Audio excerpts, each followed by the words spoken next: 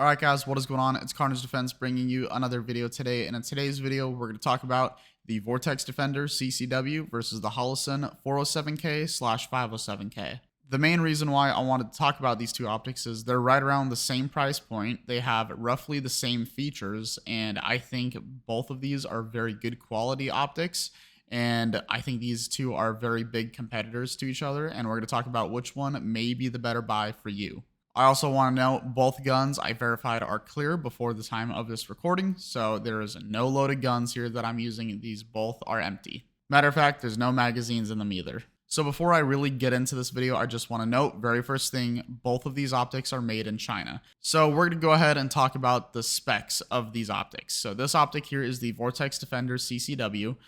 This is the RMSC footprint optic. It comes in a 3 or 6 MOA red dot only.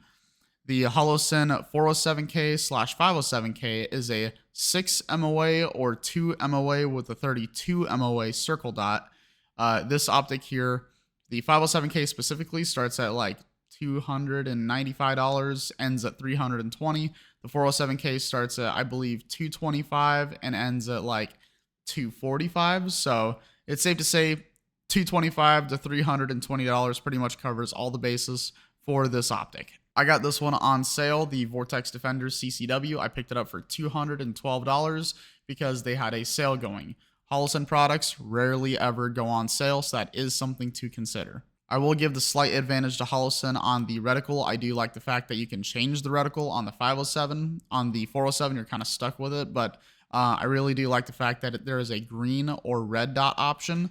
Vortex really is slipping on that. They should come out with a green dot option for the CCW. I do think that would be a very popular and a good product. That is my one issue that I have with this optic. I wish it did come in a green option, but other than that, it's a fantastic optic. So as far as weight goes for these two optics, the Vortex is 0.95 ounces. The Holosun is 1 ounce. So very, very similar. You're not really going to notice any difference. Both of these optics are also shake awake, and they both have a 10-minute shutoff time. The battery life on the Vortex Defender CCW is 9,500 hours, which means basically replace the battery once a year, you'll be fine. The Holosun has a 50,000 hour battery life. Basically, every 3 years, replace it, you'll be fine. I will say the Vortex Defender does have a top-mounted battery. The Holosun has a side-mounted battery, so that is something to consider as well. It's nice that you don't have to take the optic off on these pistols to replace the battery, and then you have to re-zero them. They're already zeroed. You just go ahead, remove the tray, replace the battery, put them back in, you're good. Both of these are a 1632 battery, so you don't have to worry about that. You may be able to see it, but the Vortex Defender CCW does have a slightly larger window than the Holosun does, but the optic is overall slightly bigger, which is actually really interesting considering that it's a bigger optic window-wise and just the size of the optic-wise, and it's interesting that it's lighter than the Holosun. I think that's kind of cool. So as far as water resistant and waterproofing goes, the Vortex Defender CCW is IPX7 waterproof, which means you can submerge it 1 meter into water, which is roughly just over 3 feet into water, and you can submerge it for 30 minutes and it'll come out just fine, perfectly operational, no issues with it. The Holosun is IP67 water resistant. It is not waterproof.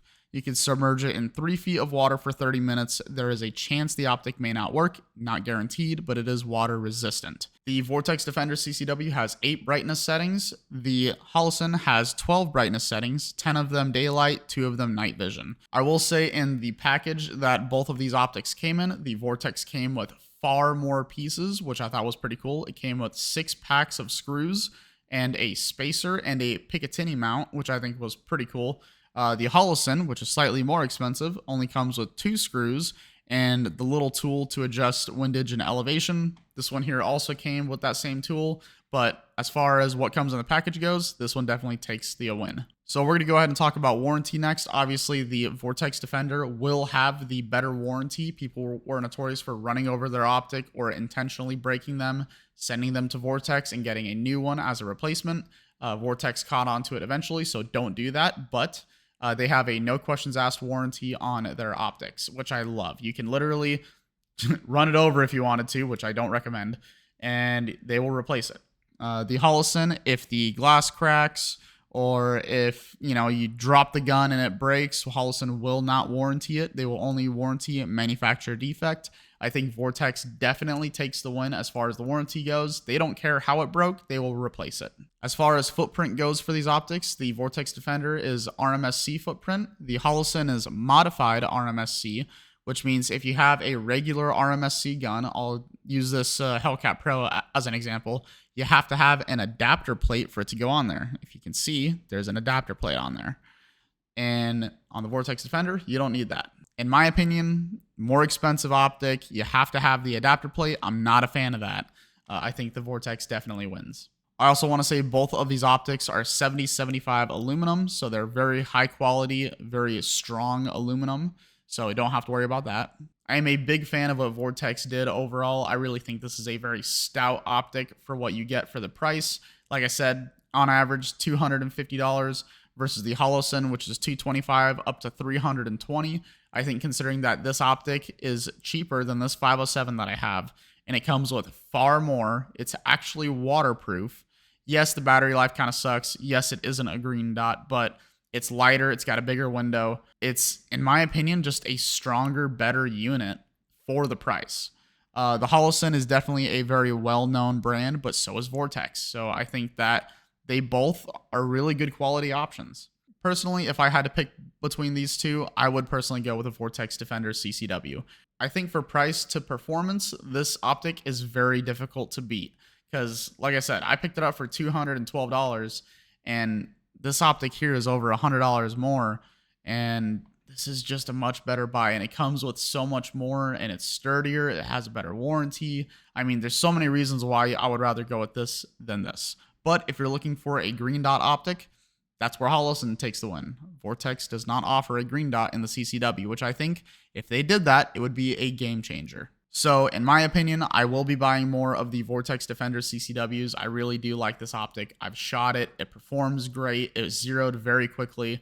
I really do like this optic, and I think that for the price, it's very difficult to beat. With that said, I own a lot of Holosun products. I do like the brand. All of them have worked for me with no issues, but you know, if I'm going based off of price, I don't know why I would get this if I could just get this, save money, and I could almost buy two of these for the price of this.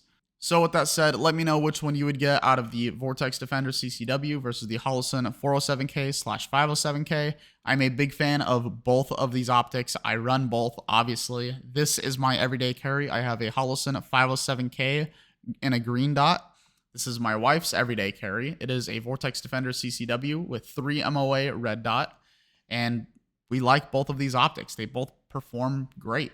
I'm really glad that Vortex came out with the Defender CCW. I think this is a great competitor to the Holosun. But with that said, Vortex, for the love of God, make it a green dot. I would buy another one if it was a green dot. Hands down, no questions asked. I love green dots in comparison to red dots, but that's just me.